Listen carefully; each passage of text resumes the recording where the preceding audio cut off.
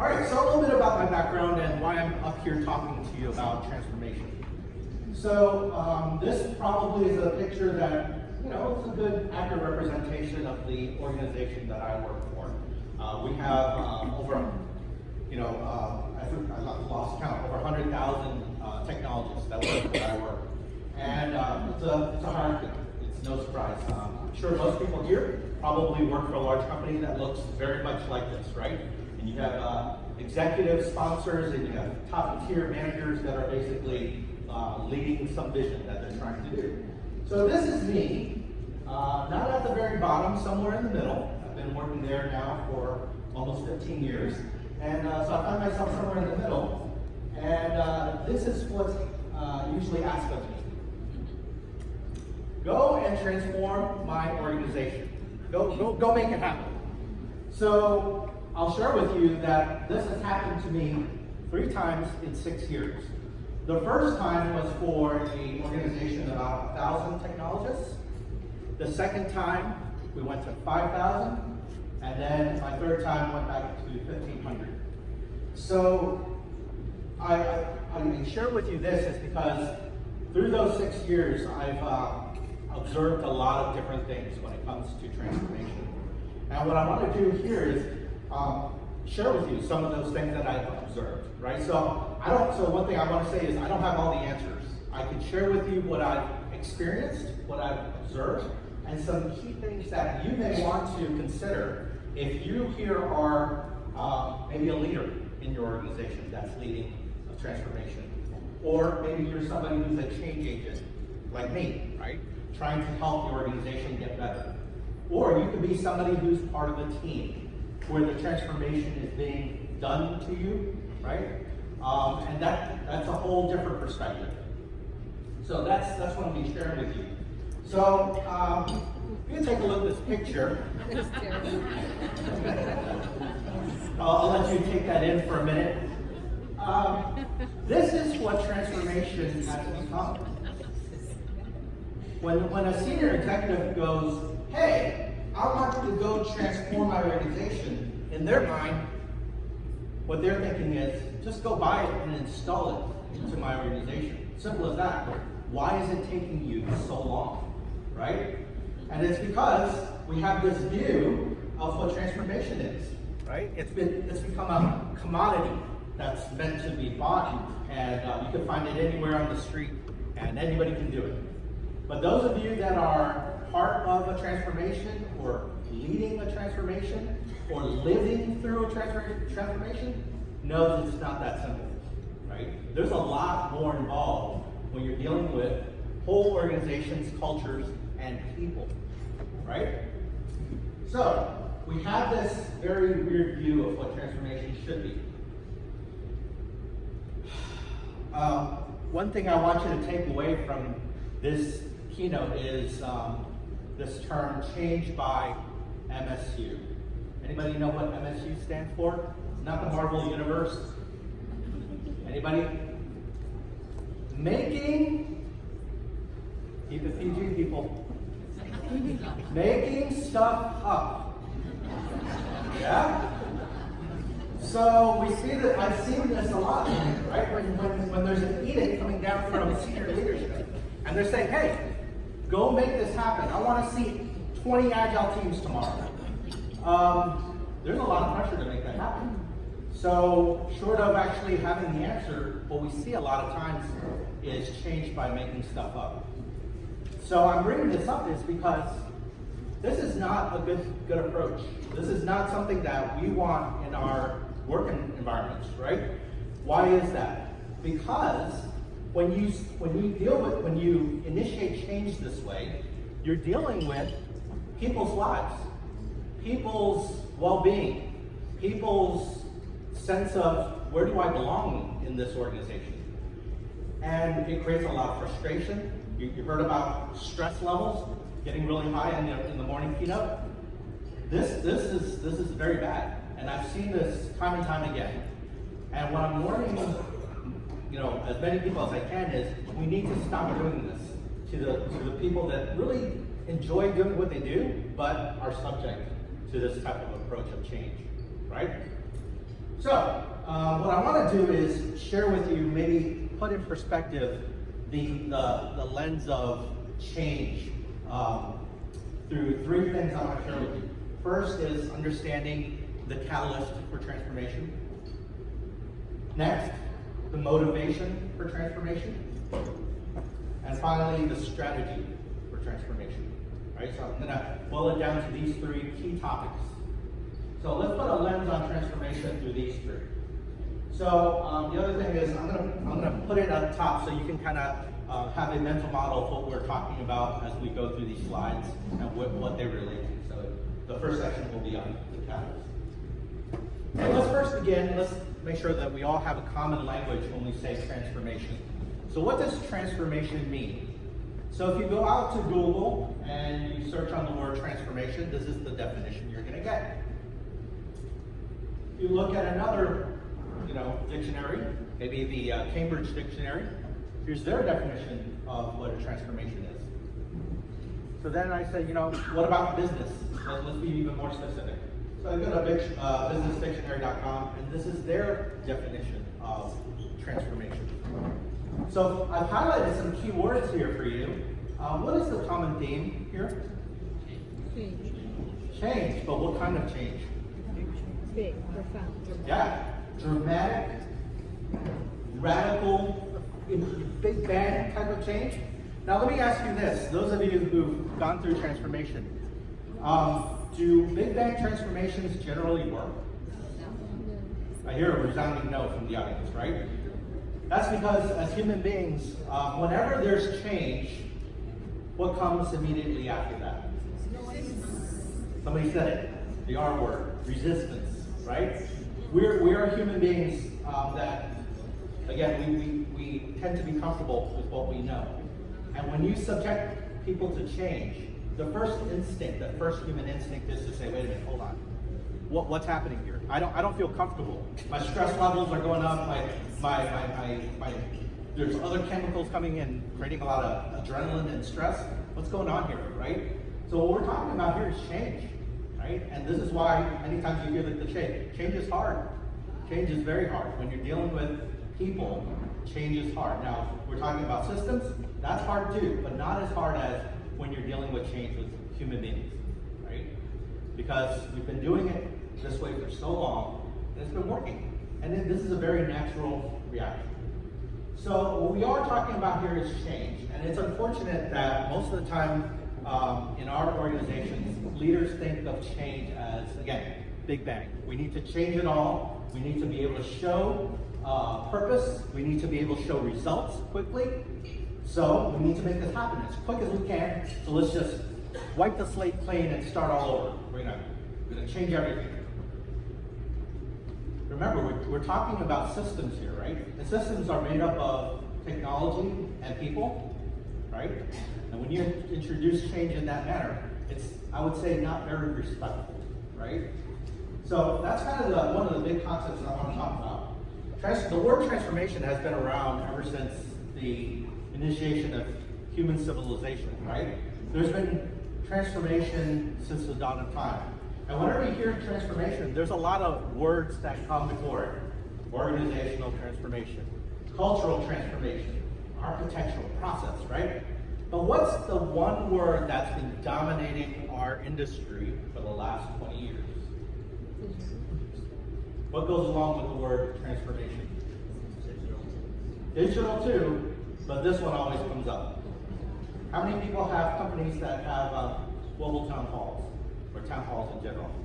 Yeah? What is guaranteed a question you're going to get at the global town hall? Well, what about agile transformation? But what about, right? It is always top of people's minds. And this has been kind of the thing that has been dominating most of the conversations over the last, again, 15, 20 years, ever since agile became a thing. So, let's talk about transformation. But first, I'm going to ask you a quick question. Describe your situation. So right before I came on stage, there were some folks that actually handed out a flyer that probably looks like this. Yes, it is multitasking, I admit it. It's serving two purposes. The first one is to let you know I have a class tomorrow that I'm going to be teaching Kanban if you want a certified Kanban class if you want to come. At the very bottom is a QR code that you can scan using your mobile device, and you can answer this question for me. So if your QR code scanner doesn't work, you could type in the URL, and you can answer. I see some people already starting to answer. But what I'm asking you to do is describe to me your situation. I'll give you a minute to do that so we can get some results coming in. Yeah, so people are starting to log in and answer.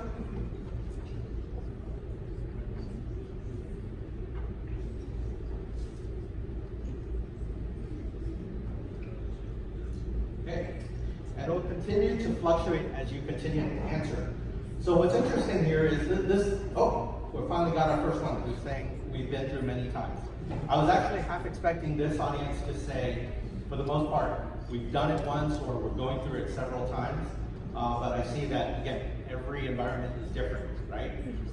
But what you can take from this is, at some point in time, even in this population, you've been exposed to an agile transformation, right? So, as you can see, it continues to go. We have a lot of people that are being subjected to transformation. Again, in this audience, you might have some leaders, you might have some change agents whose job is to enable the change. Then you have a lot of people who are actually just trying to figure out what's going on. Where do I fit in this transformation? So, thank you for answering that. That helps us understand we all have different contexts. So, when it comes to transformation, there's some very typical questions that come up. You have, why are we transforming? When are we transforming? Who's transforming? Right? Like who's the one driving the transformation? Where should we transform? And how should we transform? So these are all very typical questions to be asked as you talk about transformation. So my question to you is, which one do you think dominates the others when it comes to transformation? Which of the 5 questions, who, when, where, what, or how, is the most influential when it comes to transformation?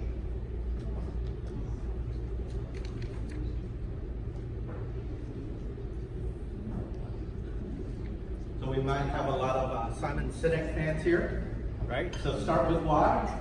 I get that, and that's probably why we have so many people saying the why is probably the most dominant one.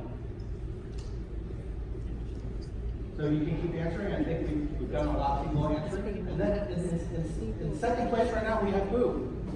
Interesting. So, and then the how. So let me share with you this. When it comes to transformation and the motivation for transformation, it's usually the who that determines all the others. It's the who's asking for this transformation, who's initiating this transformation, that will determine why it's being done, how it's being done, when it's being done, and where it's being done, right? We hear you and we lose you. Oh, you're losing me? Yeah. I'll try to stay still then. Okay. Maybe stay there. Okay, I won't move. Thank you very much for the feedback. All right, so back to, when it comes to transformation, the who usually dominates the other questions. So, I'm going to share with you a mental model. This is known as the triangular contracting model. And it gives you an idea of whenever there's a contract that's being executed, such as a transformation or some sort of initiative, you have to consider these parties involved, right? Typically, you have somebody who's the main contact or the leader that's asking for the transformation. You have a target, the teams that are actually going to have to undergo the transformation. And then you have maybe somebody who's a change agent, a coach that basically will be helping to drive the change. And usually that coach is somebody who has a lot of expertise in terms of what's being done. So somebody like an agile coach, right? So why this is important to identify is because we need to identify who's driving the change. So again, a question for you. In your organization, when you ask the question, who's driving the change, what do you think most people are going to answer? So again, I gave you the answer about who it is, but when you ask somebody in your organization, hey, who do you think is driving this change? What do you think they're going to answer?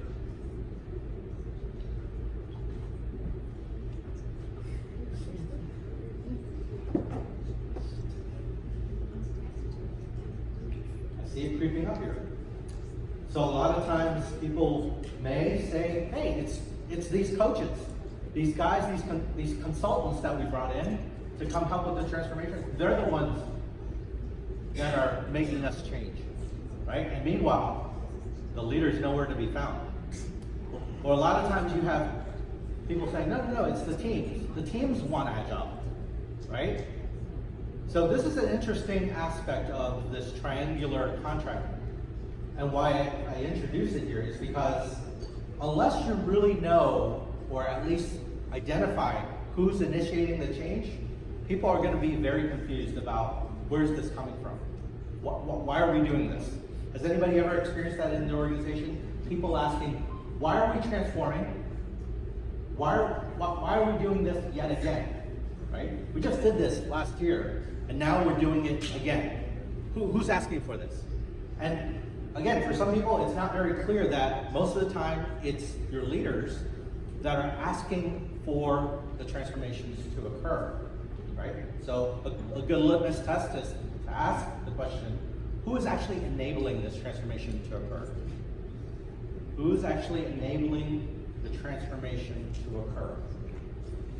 So, I'm showing you here, it's most of the time your contact or your leader.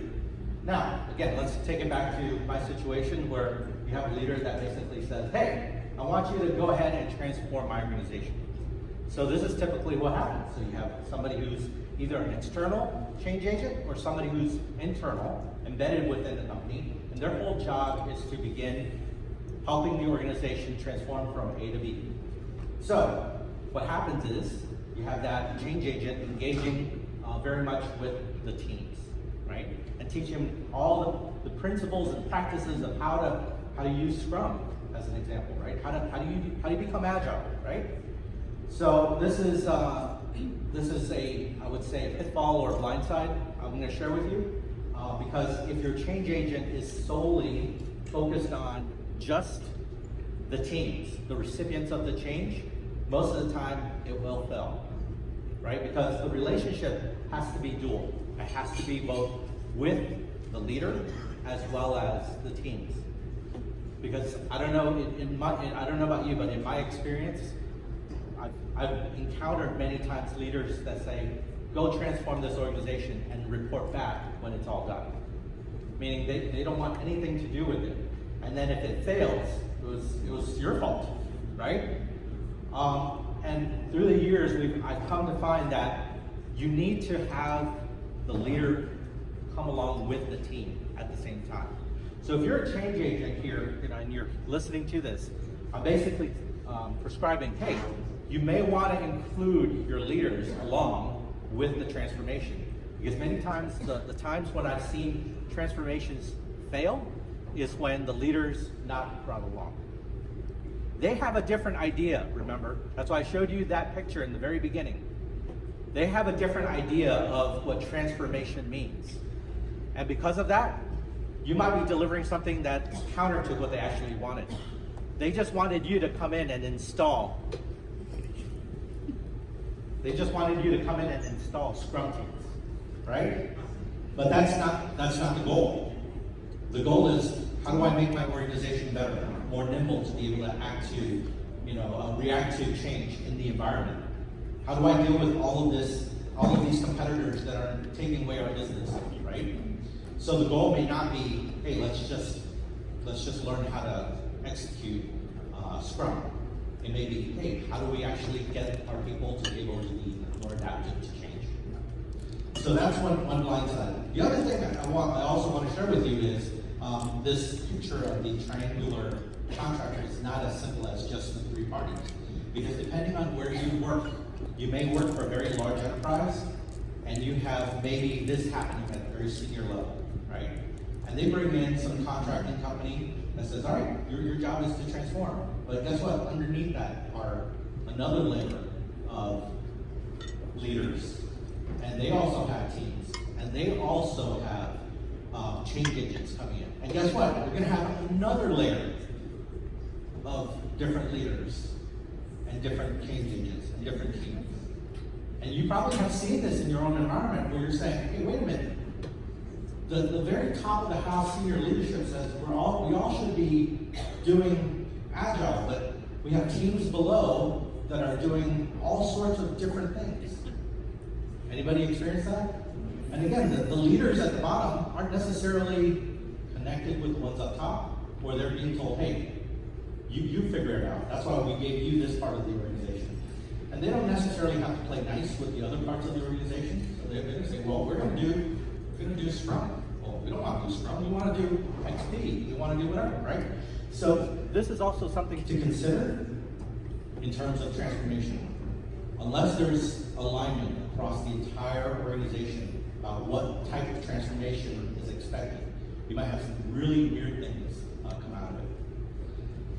So another mental model I'm going to share with you, and this is something that I created in terms of helping give some light in terms of how to look at certain leaders and the way they behave. So I'm going to call them personas, if you will. You have two different axes. You have the mandate change. You have leaders that are more of the let them be self-motivated and figure it out, right? And then you have engaged or disengaged, right?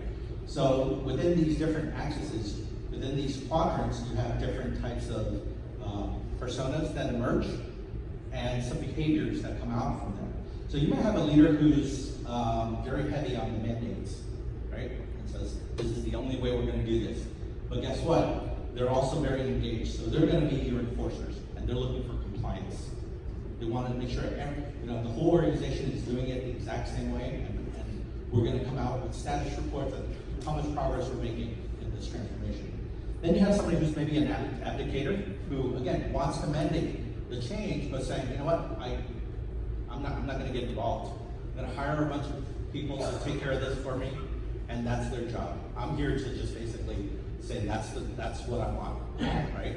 So mandate it. Then you have another persona, which is, you know what, the people are smart. They know what they need to do. So let them do it, but at the same time, I'm not going to get involved, right?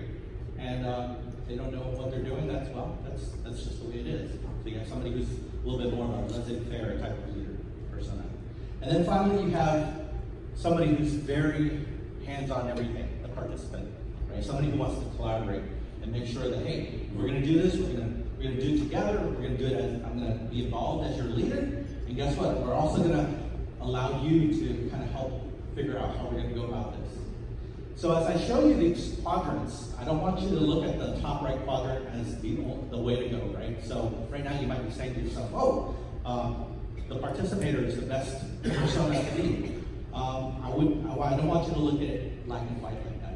I want you to look at it as these are personas that emerge as contextual situations come up, right? And it all depends on what's happening. Leaders have different strengths, different weaknesses. They might actually flex their styles a little bit, and in some cases, they're going to be the participant. Sometimes they're going to have to be laissez-faire. Sometimes they're going to have to be a little bit of the enforcer. But I will say this, people tend to have a preponderance of one of these types of styles. This is their comfort zone. They like to mandate, or they like to let teams figure it out. Whatever the situation is, be aware that there's different styles. And if a leader is more capable of flexing, they could actually be a little bit more nimble in the way they actually come about and approach change, right? So again, I don't want you to look at just the participator as the way to go. So now that was covering the catalyst and understanding who is driving the change, right? Because the who, in a way, will drive the why, and that's actually why I'm going into the next one, which is the motivation of change, right? So where is this coming from? So would you think that it's important to understand the person asking for the change in terms of deciding or actually understanding why are you asking for this change, right? So that's where we're going to go next. So first, I will say this. There's always options when it comes to transformation. There's basically three options on the table. The first one is, let's do it. Let's make the change happen. Let's do something about it. The next one is, let's not do it. This is not something that I want for this organization, my organization. And then you have the, let's wait and see, right? So with these three options, which are the ones that you see typically that occur within your organization? Right? And again, it's going to be different for all of you because all of us work for different companies. But I want you to consider this. If you think about the leaders who are either asking or declining or saying, let's hold off, where are they in their careers? Is it a leader who's brand new, just came into the organization, got brought in as a new leader, and has to prove something to the organization and say, all right, I'm brand new here, they just hired me, I'm going to show something for it. Which of these options do you think they're going to be most likely to go with? I don't know. How about somebody who's at the end of their career cycle? They're like, hey, I've got about another year left. I really don't want to rock the boat. If I start a transformation, guess what? I can't leave. Which option do you think they're going to choose? Maybe. And then how about somebody who's in the middle of their career, right? They've seen a lot, and there's still a ways to go, right? So I want you to consider this. What is the motivation and what is the why of a leader asking or not asking for change, right? So, with that being said, I'm going to ask you this question. What is one word you would describe for the motivation for the latest transformation that you've experienced in your organization? What is one word that you would describe the motivation for the latest transformation of your organization?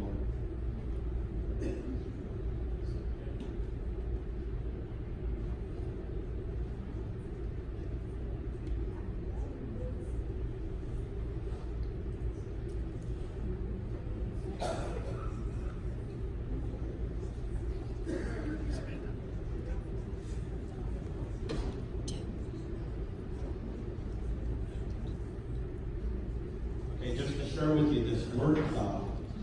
The more common the word, the larger it gets.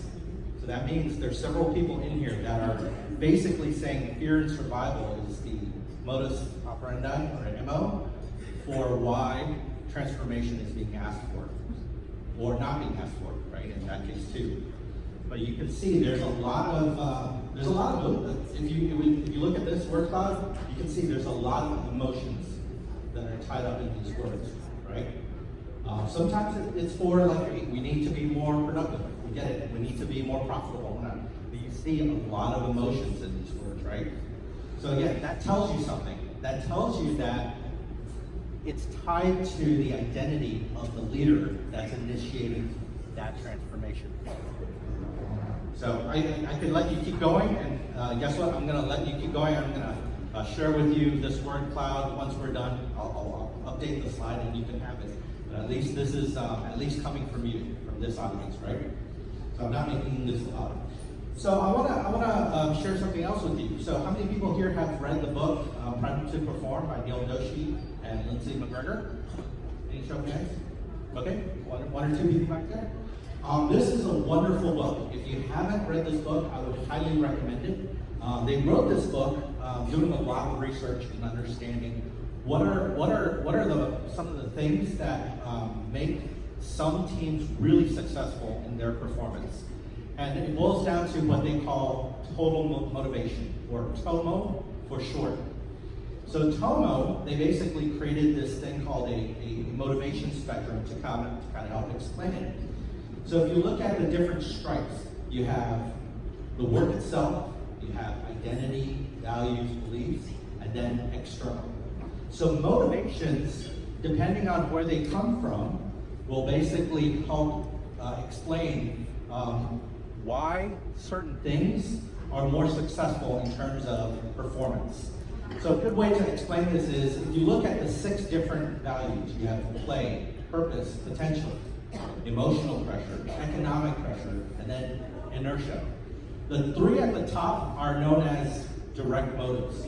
the direct motives are very closely associated to the work itself, or the purpose, or the outcome of the work, or even some secondary outcomes. So if you think in terms of somebody who, let's just say a student, right? Let's say a student who is, when you apply this context, you say, all right, here's somebody who really loves to code, right? And they're learning how to code, maybe Java, and they enjoy doing it. So even in their free play time, you have a student learning how to code because they find a lot of fun in coding. So their motivations are driven by the fact that it's play for them, right? But then you have a different student who's like, well, I'm gonna learn to code because I wanna get good grades, right? So they're based more on outcome. If I do this well, the outcome is I'm gonna get a good grade. And then you have somebody who's looking at potential. I'm gonna learn to code because not only will I get a good grade, but I'm trying to get into this elite college, right? So it's a secondary outcome. So you can see it begins to move a little bit more and more away from the work itself. So these are still very much related to the directness, the direct motivations. The ones at the bottom are motivated more away from the work. So you have people who are emotionally pressured. Well, if you don't code, so maybe you have parents who are like, hey, if you don't take this coding class, if you don't code, how are you ever going to get a successful job? So now there's emotional pressure, right? And then, well, if you want to buy all these nice things in life, you're going to have to get a great job. So then economic pressure, right? And then the last one is, well, this is just what's expected. This is what's always been done. Your future is already written for you. You're going to do this. It starts getting away from the primary purpose of that person.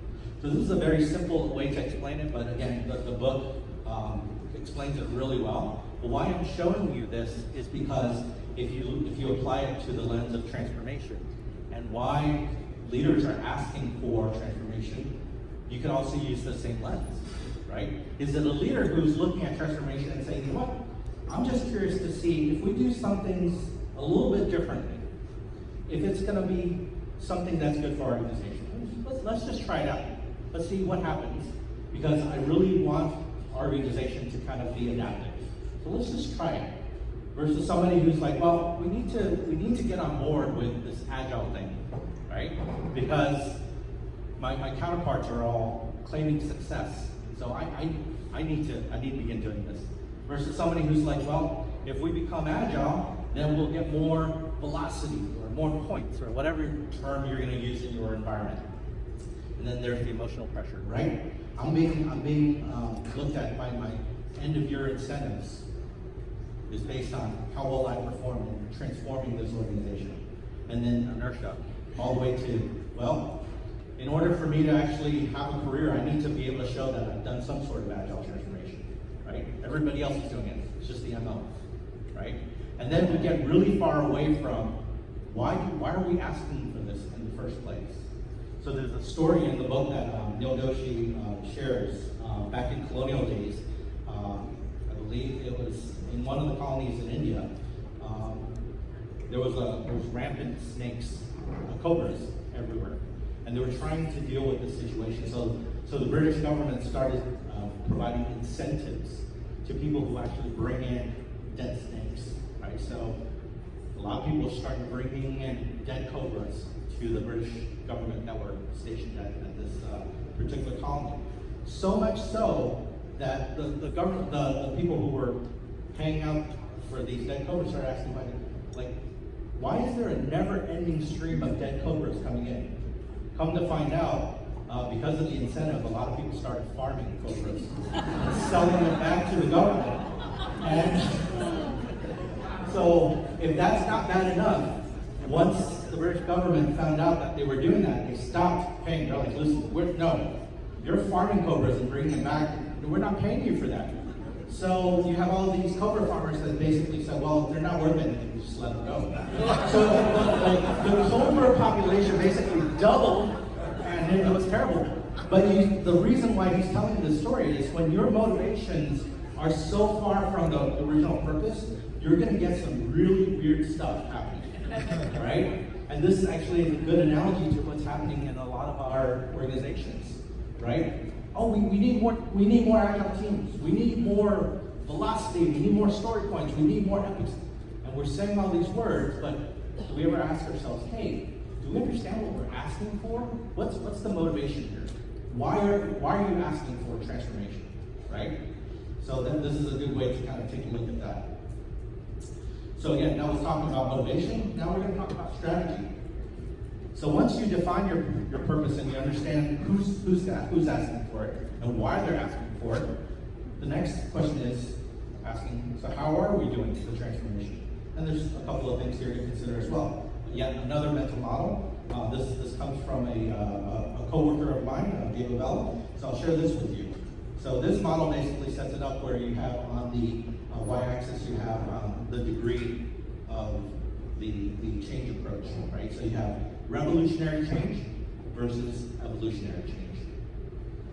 So revolutionary, like we said before, it's Big Bang, happens overnight, everything's changed. Versus evolutionary means incremental, small steps, looking for little opportunities to change.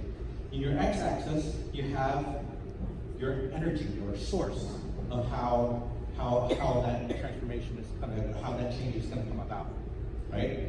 So you have grassroots. It's coming from the people who are actually doing the work versus it's being dictated from top down, right? So where is the energy coming from? So within this axis, you can kind of see there's different approaches, right? You have virality, if it's revolutionary, you have coming from grassroots. You have compliance, if it's coming from top down and revolutionary.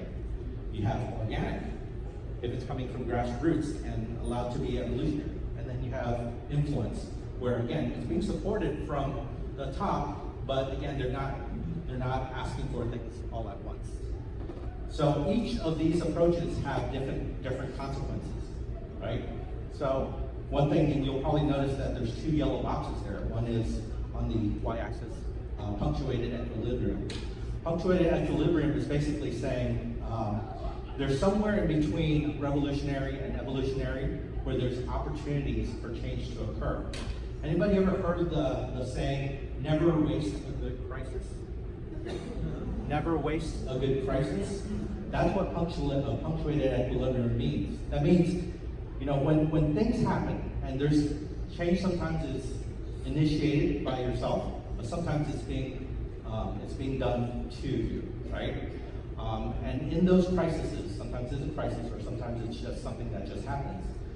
Do we consider that an opportunity, as a good opportunity for change to occur, right? So that could be something that you might want to look at. Leader model is basically saying, rather than dictating it from top down, it's an approach where you're saying, hey, we need to allow for people to become leaders. So it's basically leaders creating other leaders within their organizations to say, I'm not always going to be here. I'm going to give you the opportunity to actually become leaders and mentoring them and actually coaching them to actually make things happen, right? So that's the leader model. So again, these are all different change approaches, and the one that is selected either by the leader or recommended or looked after by the change agent or the people who are going through the change. Consider these. These are different approaches in terms of how you want change or transformation to happen within your organization.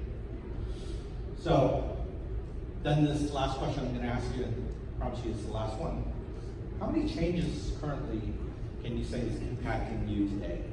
As a leader, as a change agent, as a team member? How many changes can you say is actually happening to you?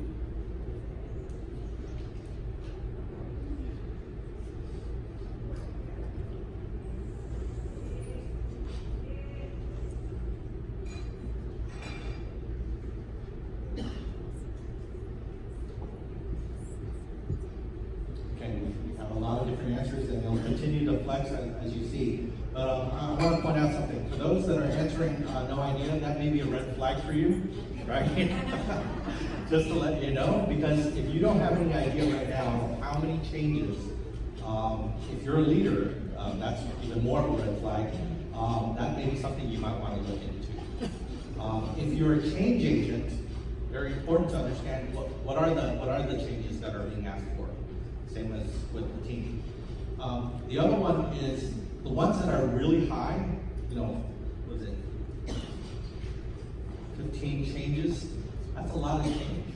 That's a lot of change going on all at once. It's hard enough to make one initiative be successful, but when you ask for so much change to occur all at once, that can be very problematic, right?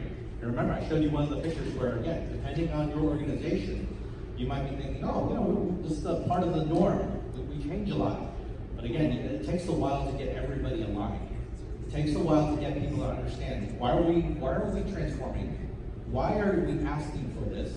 And what's the strategy? How are we supposed to do this in a way that actually is, one, meaningful and thoughtful to the work that we do, and two, something that's going to be successful, right?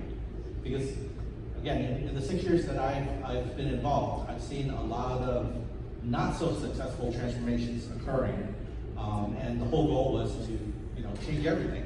And really what happened was they started changing and then everything just reverted back to the way it was. We changed all the labels, right? Call these people something else, but it just goes back to the way it was, right? So is it a very surface level transformation that we're doing? Or are we going to be very thoughtful about the change that we're going to implement? So again, I want to call back to this term. Please, again, if you have any influence in dictating the way change occurs within your organization, please don't do this. Please don't do change by making stuff up. It's one, not respectful. It's not humane to the people who are doing the work, and it creates a lot of stress and a lot of confusion. So here are the big ideas I want to share with you that I just talked about. These are the big ideas. First, transformations or change are usually initiated by typically your leaders, right? Without the leaders getting their support behind it, the transformation, even though sometimes it can be grassroots, it'll usually die on the vine.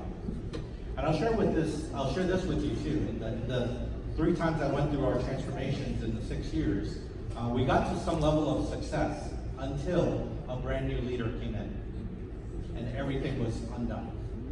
Right? So that's always the danger too. Depends on who's sitting at the driver's seat.